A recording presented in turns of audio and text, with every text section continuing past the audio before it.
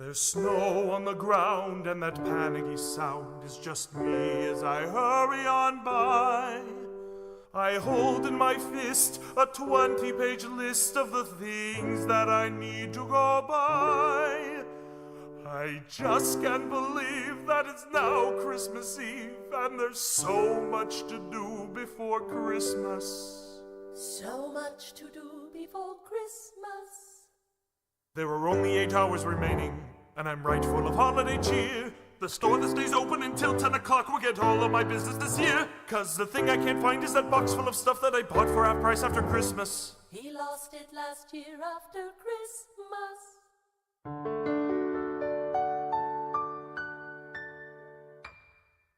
Every year I get ornament envy, and I buy a whole bunch I don't need. I'll walk by a store and I'll buy 20 more, even though there's no room on the tree. The lights are all tangled, the top's at an angle, but why should that bother me? The Christmas tree's just one of 99 things that I've got to get done before Christmas.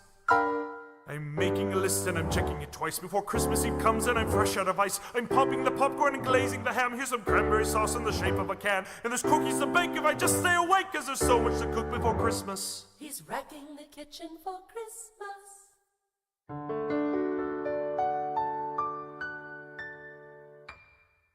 There's an invasion of holiday house guests who will only be here for 1 week. You better get ready for chaos, because Christmas is not for the meek. The weatherman says there's a blizzard that's coming, and that sort of changes the tune that I'm humming. With so many guests, there may be some arrests. His home is a hotel for Christmas. Now Santa will come down the chimney with these, and see the tray filled up with candy and cheese, and he'll go feed the reindeer and maybe come back. He'll have plenty of eggnog and maybe a snack. He can lighten his load, but he just might explode from the food that he's offered for Christmas.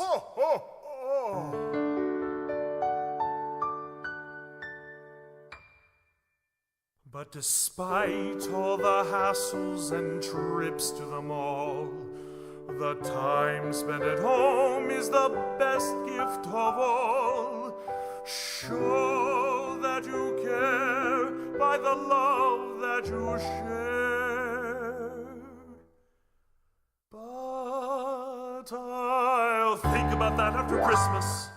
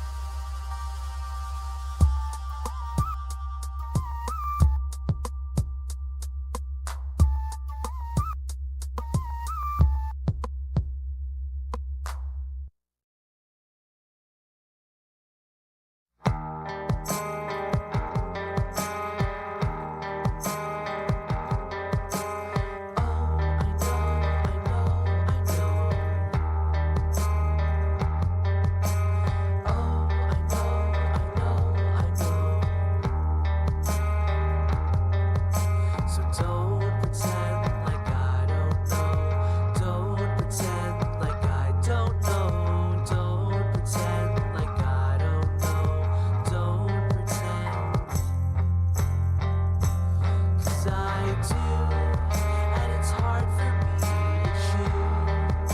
But if this will keep you, then I guess I'll have to do. And it's hard for me to choose.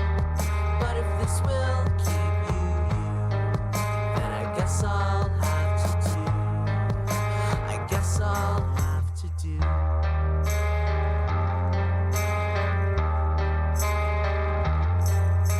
You'll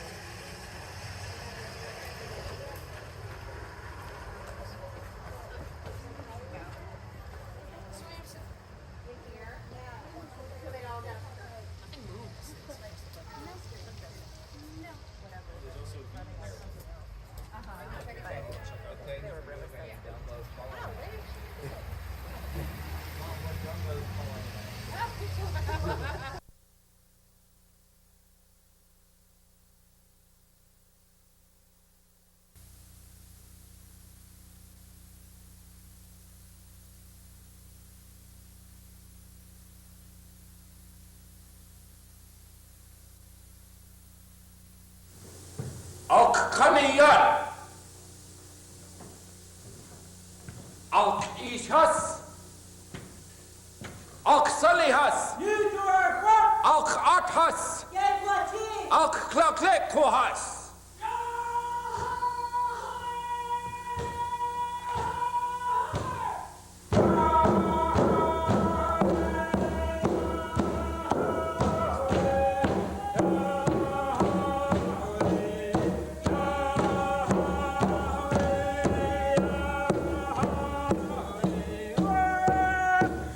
Elders, we call back your remembrance to that man who once lived long ago, and to the killer whales. We honor the killer whale clan and all other clans here represented. We welcome those visitors who have come to join with us. We celebrate this drum, and with it we call in the good wishes of Xh'unei and of the killer whale people.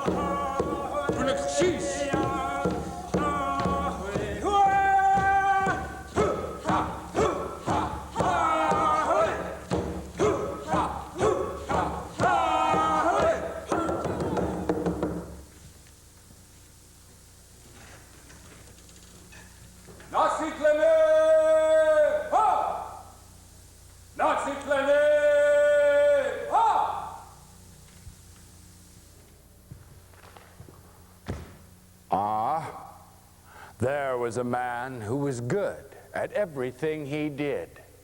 He was a hunter, that one was, a powerful man. He was a carver, a master carver, good at everything he did. And maybe that's why his brothers-in-law, his wife's brothers, came to look upon him with envy.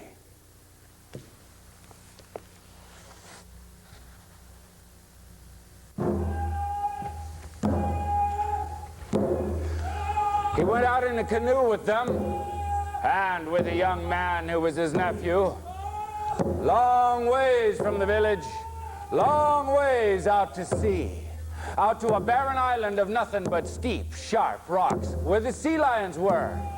He had made a bet with his brothers-in-law that he could get out on that rock and he could hunt. They didn't believe he could do it, or so they told him. When they got there, the sea was rough. Waves were pounding against that rock. Up above the breakers, there sat the sea lions. Many, many sea lions. Ton, all of them watching and waiting. And Xh'unei waited too, until those waves were just right. Then he leaped out of the canoe and jumped onto the rock. He climbed up it, climbed past all those sea lions, clinging with his fingers and his toes. The brothers-in-law stood back in their canoe. Maybe they were thinking Xh'unei would lose his grip on that rock.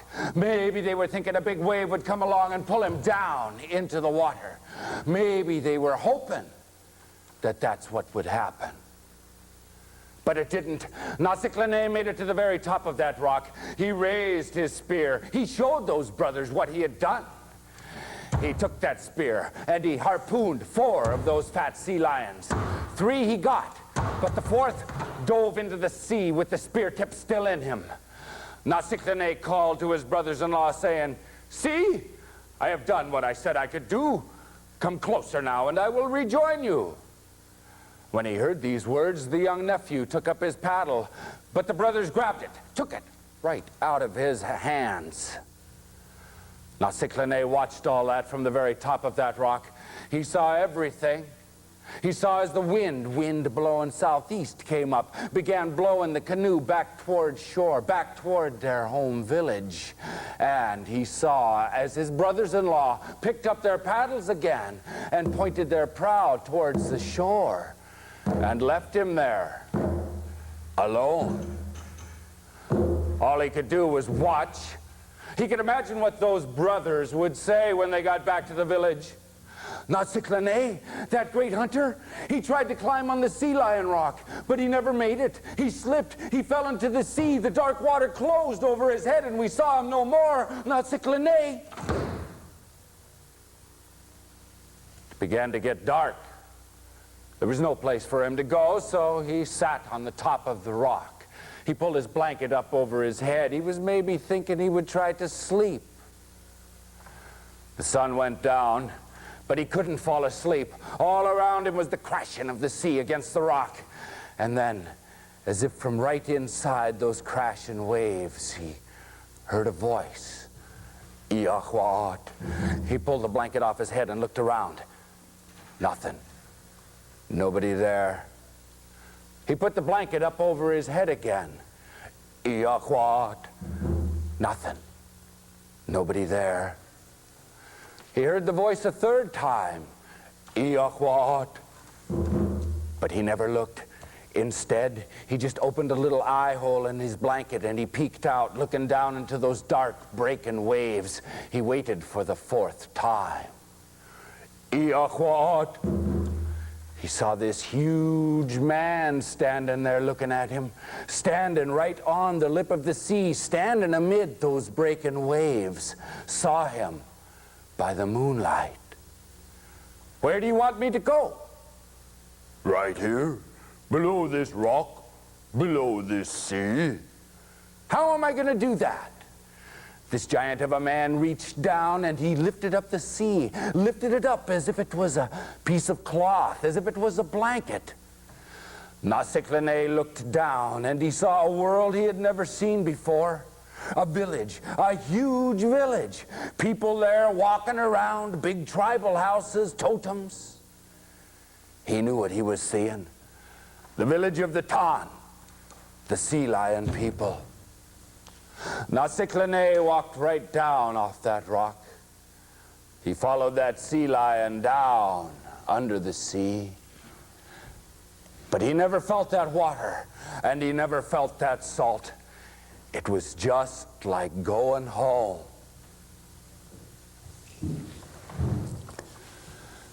In the biggest of the houses, a man lay sick and dying, and none of the sea lion people knew how to cure him. Xh'unei looked at that man, and he saw a harpoon tip in his side, and he said to himself, maybe this is the fourth sea lion, the one I wounded. And maybe because the tip was made by a human being, these sea lion people can't see it.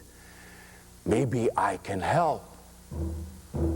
And he pulled that harpoon tip out, gently, gently. We got this saying that we take from this story.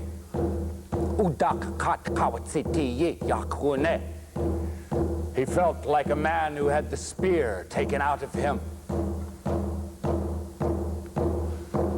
That sea lion was cured. Xh'unei cured him. How can we repay you? Asked the sea lion. The first thing that came into Xh'unei's head was what had happened to him with his brothers-in-law, how they had marooned him on that rock, left him to die, the way he felt about it. All that came into his head. But he didn't need to speak out loud because those sea lion people could hear his thoughts. They told him they would help him. Just then, Xh'unei happened to look up at the screen that was in the sea lion house, and he saw a huge and beautiful sea creature carved on it, with a tall and mighty dorsal fin and rows of sharp teeth, a creature of black and white. He marveled at it. What is that creature there? Ah, Xh'unei, that is the creature of your dreams. They gave him a gift. It was a big bag all inflated, made out of leather. Maybe it was a giant sea lion's stomach. It was big enough that Xh'unei could get right inside of it. They told him, this will get you back to shore. But here is what you must do. Concentrate all your thoughts on that place where you want to go. Don't think about this underwater village. Don't think about these rocks. Don't think about anything of the past. If you think about where you have been instead of where you want to go, you will return to it. Keep your heart and your mind set on your destination, your goal, where you are going. They took him back up above the sea, back onto the rock, and threw him into the water. Kle, Dik, Nusk, Taku-TV. That thing flew over the waves with Naa Kahidi in it. That southeast wind was blowing him right back to his village. He had been traveling for a while when he said to himself, I should have been there by now. Surely this wind has shifted and I have been blown back to the sea lion rocks. And no sooner had he said that when clish, clish, he heard the crashing of the sea against the rocks. He was back. He heard in his head the voices of the sea lion people. We told you not to think about this place. Leave the past behind you. So he closed his eyes, and he thought of his own house, warm and dry, with plenty of delicious food to eat. And he thought of his wife, her long, dark hair, and her gentle touch. But he also thought of his brothers-in-law, and he thought of revenge. The next thing he knew, he had stopped. He could hear the waves whispering around him. Slowly, he climbed out. Gravel. It was the beach in front of his own village. Even late at night, he recognized it. He had come home. Just outside the village, by the seashore, he heard the sound of a woman crying. He approached quietly, stealthily. It was his wife. Oh, it was good to see her.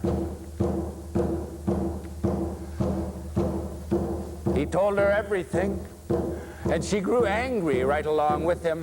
Her thoughts turned against her own brothers because of what they had done. And as he spoke, his heart grew harder, and he became angrier and angrier. All he could think about was that huge sea creature he had seen carved on the screen in the sea lion house, and all he could think about was revenge. He thought about these things so much, he no longer cared that he had come home. Bring me my adze, he said to his wife, and all my carving tools. She looked at him for a long time. She looked at him and looked at him. But she said nothing. She only did as he asked. He took these things and he closed his eyes. And the wind blew, and the waves crashed, and the moon went behind the clouds. When he opened his eyes, it was as if his wife was gone, and his village was gone, and there was nothing, only Naa Kahidi and his carving tools and the driftwood that had washed up there, and the hate that was in his heart. He set out to carve the creature of his dreams. The first one he tried, he carved out of spruce wood. It had no spirit, no life. It turned upside down and floated there like a dead fish. The next one, he carved out of alder. Naa Kahidi liked that one, long and sleek and hard as a rock. Unfortunately, it swam like a rock too.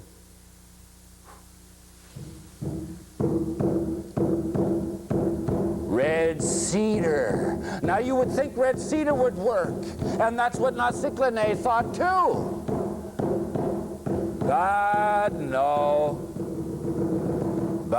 no. So he closed his eyes tightly, tightly. He tried to picture that creature in his mind. Perhaps he slept for a moment. Perhaps he dreamed. Then he saw it. A magnificent creature. A creature of speed and intelligence, of strength and ferocity. A perfect creature. A perfect creature. He took up his adze and he took up a piece of clear yellow cedar and he carved. Maybe it was at midnight. Midnight, when the night turns over like a restless sleeper in bed. Midnight, when spirits walk and power enters into all things. Midnight, midnight, when he finished it. He knew it then. It lived. The spirit went around it and through it and into it, and it swam. He called it Keet. He called it Keet Shagoon. He called it killer whale. For killer it was. All that night he worked, carving more killer whales. He made a pot of them. He talked to them. He welcomed them to the world. He told them many things, everything he knew. He told them about the canoe of his brothers-in-law. He told them what he wanted them to do the next morning when they would be paddling out, fishing for halibut. He told the killer whales that. And then he waited. All around him, swimming in the black nighttime water, the killer whales waited too.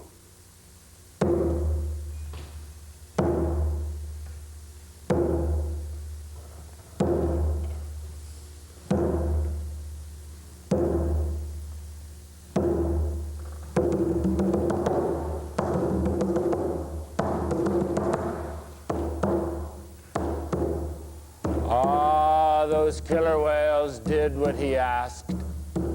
They attacked the canoe with those brothers-in-law in it. Killer whales killed them all.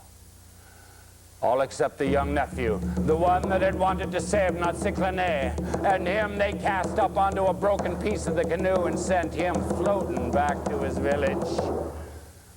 Back to tell the story of the new creature that had come into the world. And Xh'unei himself? Maybe he stood on the highest point of that gravel beach. Maybe he stood there looking down on the sea, stood there where he could see everything, everything. At first, the hot blood pounded in his heart and in his head, and it made him dizzy and cry out for revenge. Revenge! But as he saw those killer whales rise up out of the sea, their dorsal fins glistening in the sun, and as he saw the look of terror in those men's eyes and heard their screams, he shot! Oh, and afterward, he saw that green sea turn red, all dark and red. He said to himself, "What is it I have done? What is it I have done?" And he wept. Xh'unei sat down and he wept.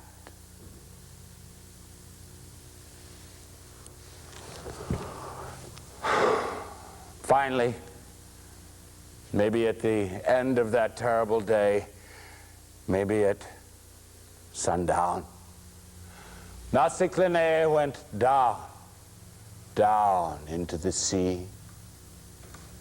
He knew how to get there by then, and that is where he went to. He called them to him, those creatures of his creation, those Keet, those killer whales. They gathered all around him to hear his words.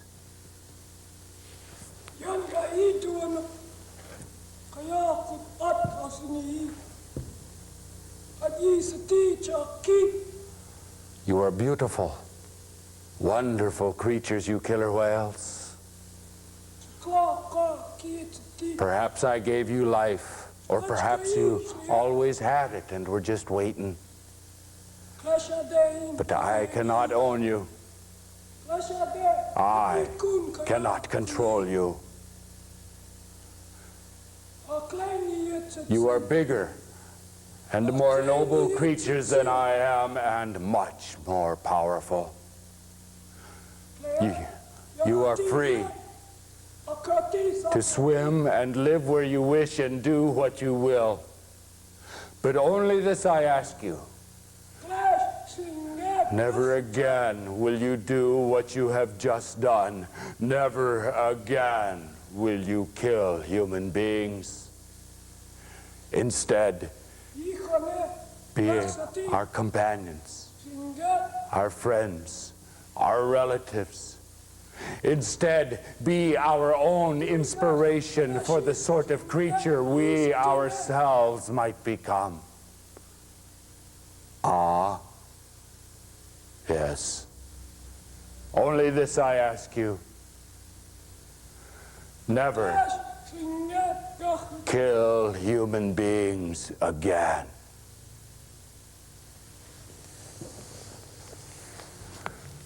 Those killer whales looked at him with their keen, intelligent eyes. They looked at Naa Kahidi, and he knew they understood him, knew they would do as he asked. Then, with a single motion of their great flukes, they turned and they were gone. They were free.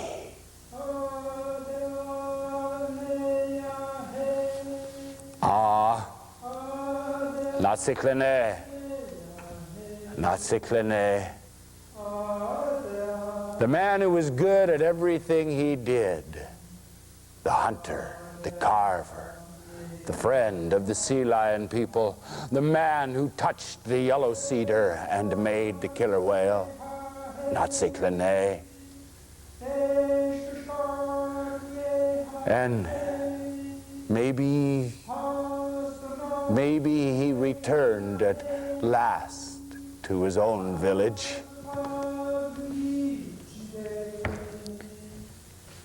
But maybe he put away his carving tools.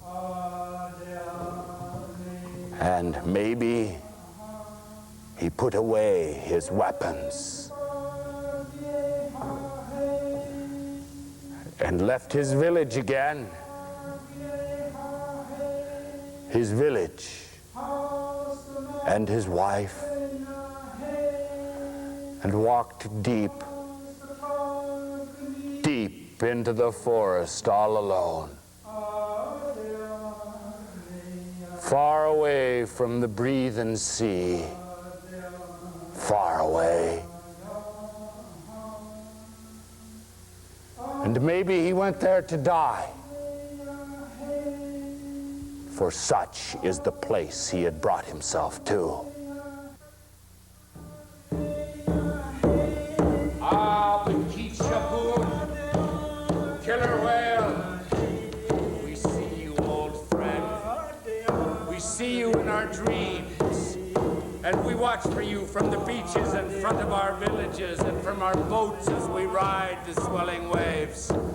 From the small rocky reefs where the sea lion people live.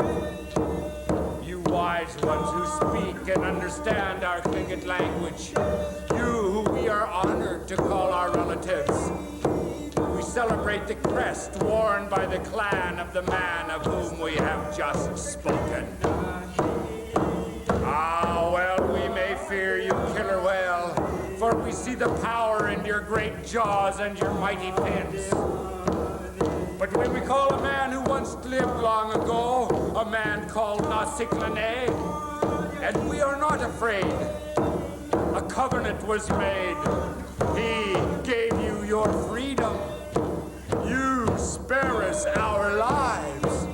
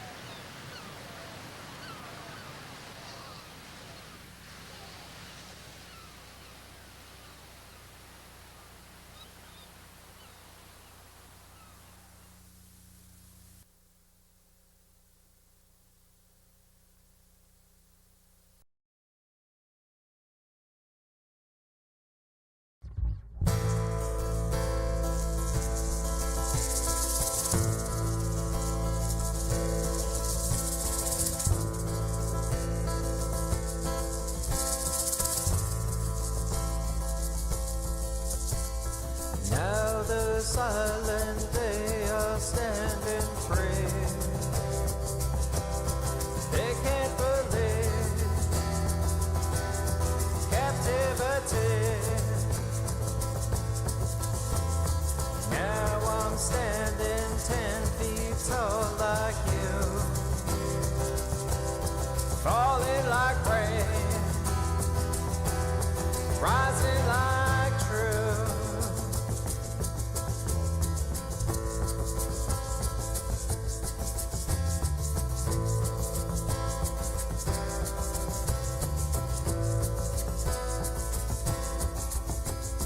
Like the fall, it never changes all.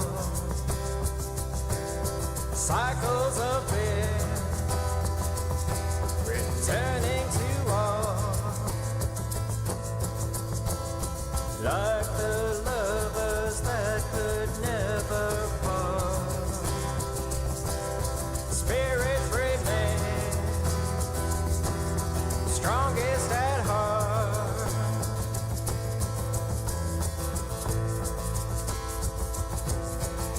And I know, starting to show, it's breaking away.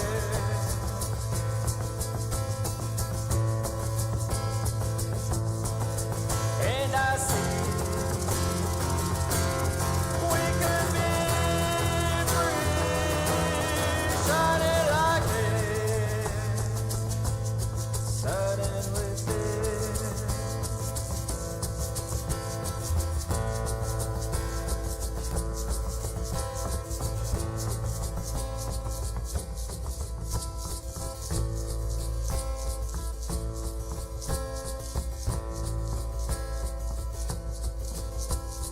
One by one we're dropping off the chart. Silent remain, drifting apart. Now you can stand there and be one. A distant belief,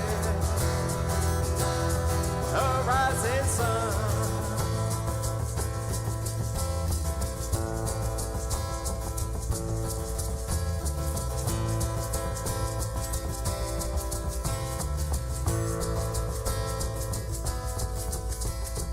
Winter's breath may never reach the one who fade away, who chose to run. Like the chorus of the malcontent in Raven's relief, wherever sent.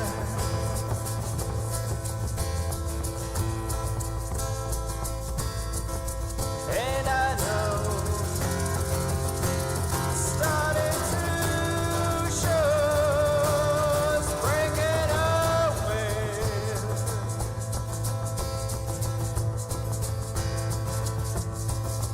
And I see we can be free,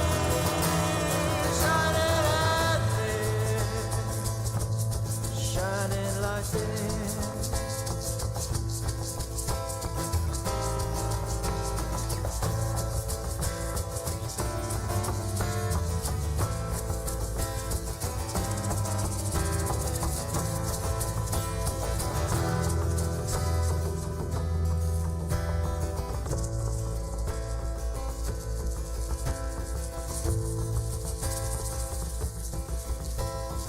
Now the silence where I stand.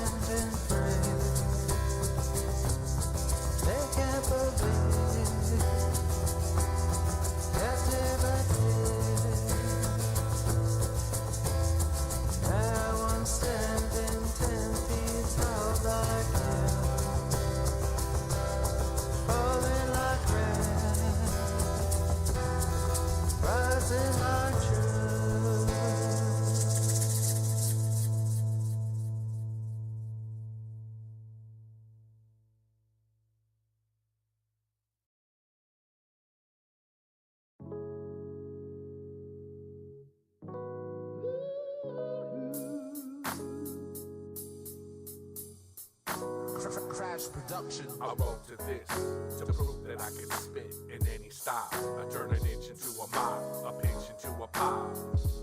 Maybe by the end of this beat, a grin into a smile. Word to my cousin Bird, his name is Kyle. I admit it's been a while, so sit back, relax, and let me turn the dial to them good old days before we all walk the aisle. Killer instincts with the flow of the Nile, beats kicking like God, had them dancing like the wild. Spitting Spanish slang, get real wild, leaving crowds all riled. After parties like wow, cypher smoking, drinking like how.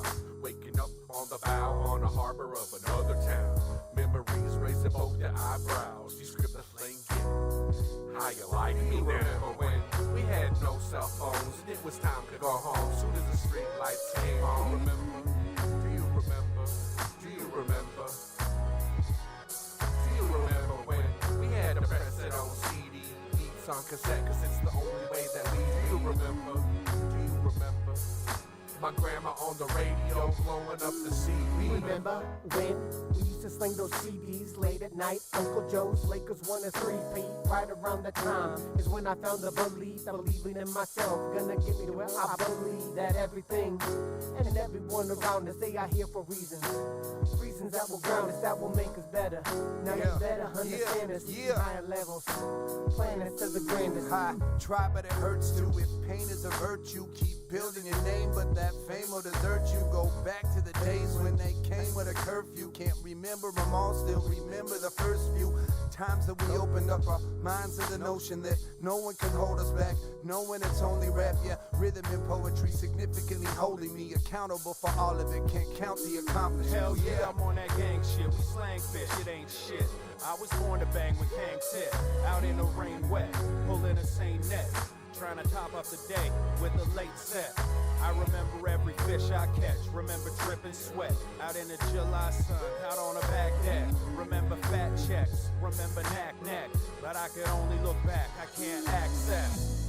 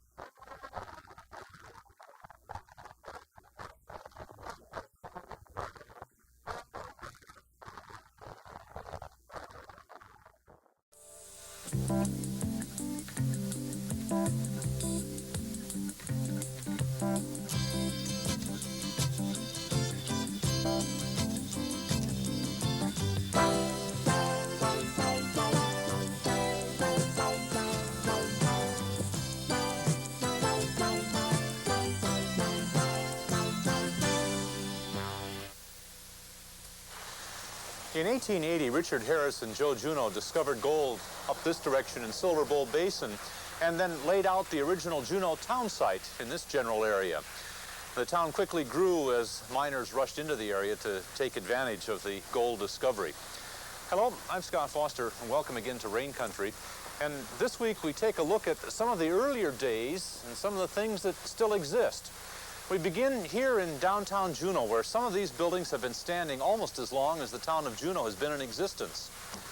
Ace Hardware Building was originally built in 1896 as the C.W. Young Hardware Building. Some of these old historic buildings in downtown Juneau have seen a lot of changes, like the beginning and the end of the gold mining industry, the move of the capital from Sitka, and the various industries all the way from fish to wood processing to government agencies coming and going. And through all these changes, these historic buildings in downtown Juneau have been our silent sentinels.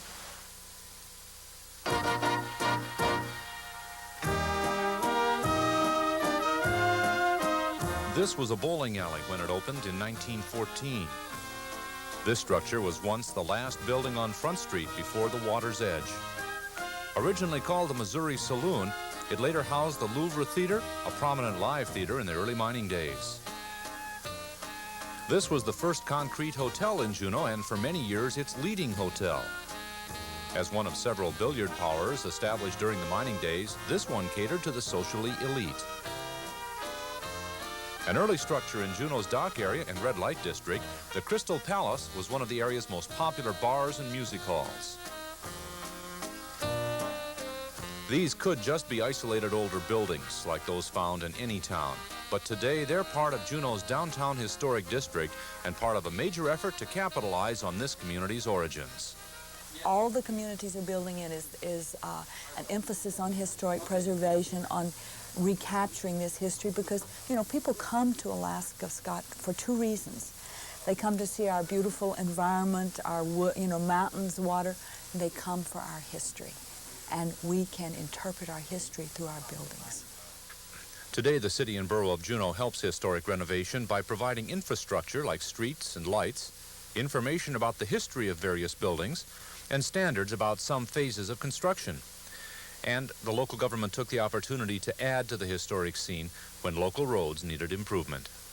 We took a look at the expense, and for really a small percentage of the overall cost, it would be possible to do those renovations with a turn-of-the-century historic character.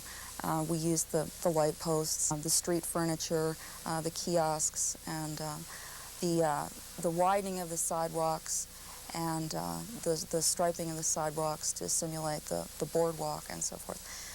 And I think that really did quite a bit to stimulate the private sector.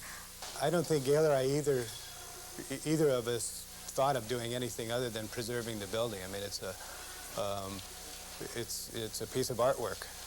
I guess the reason that we thought we could change the whole character of it was the fact that there was a ceiling, a drop ceiling put in. I don't know how long it had been here, for years, which covered up this marvelous ceiling. And Gail and I peeked around to see that enough of the old ceiling might be preserved so that a mold could be made to recreate what was here in 1913. Another recently renovated building originally was two buildings, the Juneau Iron Works, built in 1898, and Central Building, built in 1913. The two were joined in 1944. We maintained about 75% of the exterior wall and the basic concrete foundation walls across the back of the building. Other than that, it's essentially 100% new mechanical, electrical, and structural. In addition to the increased visual benefits to the downtown area from historically renovated buildings, there's also a tax advantage to owners to do so. Even now, under the new tax law, it does provide a historical tax credit process where a certain percent of the dollars that you put in are available in terms of tax credits back to building owners. This is essentially national policy to try to capture pieces of our older structures and to renovate them, substantial renovation, put them back into productive use. Juneau is interesting because we can organize it into neighborhoods, historic neighborhoods, and we can almost see the development of the community neighborhood by neighborhood. Of course, the first one would be our downtown historic district, and we've sort of set the boundaries of that from 2nd Street south to the end of South Franklin. This is our downtown historic district, of which there's probably 67 buildings, and about 40 of them, 46 are historic. The next area is what I call the Juneau town site, and it comes from the 2nd Street up to 6th. This includes the Capitol building. This includes the governor's mansion, the houses on 6th Street, where the wonderful Davis houses are. There's probably 10 houses that were built by Trevor Davis's mother and father. Star Hill was settled almost immediately after the miners came in 1880. Before 1890, people were building cabins up on the hill. And they're significant because they are the remainder of probably 200 houses that once were in this area. And when I say this, I'm talking about Douglas, Thane, Juneau. There was a classic, I call it a shingle-style bungalow, and what it was a little box built of local materials, a living area, kitchen, 2 bedrooms and a bath, and it was our miners' houses, and they were everywhere. Chicken Ridge, all across 7th Street there, and this was our high rent district. This was where the owners of the mines, the superintendents lived, and the Wickersham house is there, the Thane Holbrook house, which was built by Bart Thane, Sloan house is there, and so then, of course, another area is the K.C. Shattuck addition, the ABC streets, down toward the Gold Creek. K.C. Shattuck addition was added in 1914, 1916, around 1920. Again, modest homes. The town's growing.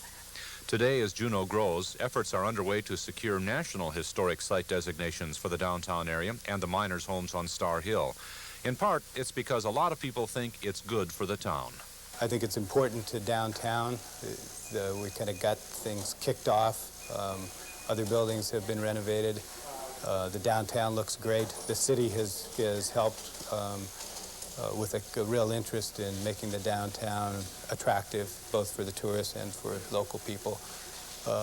So it's all kind of snowballed. It's all been really positive. I think, though, that the primary benefit that we've realized is sort of a continuation of the past. People have locals and tourists all have a very good feeling that this building has some sense or place as a commercial building in the history of Juneau, and that history goes all the way back to the Gold Rush era. And I think that people are looking for that when they come to Alaska. They're just looking for a district that has some linkage or a sense of the past. One of Juneau's most important assets is the quality of the life here because of the numbers of historic buildings, and the fact is that our history is all around us. This was the location of the first meeting of the territorial legislature in 1913. On the National Register of Historic Places, this is the oldest surviving hotel in continuous operation in Juneau. Originally a saloon and parlor house built during the Klondike Gold Rush, it sits in the old red light district and has housed various saloons since construction.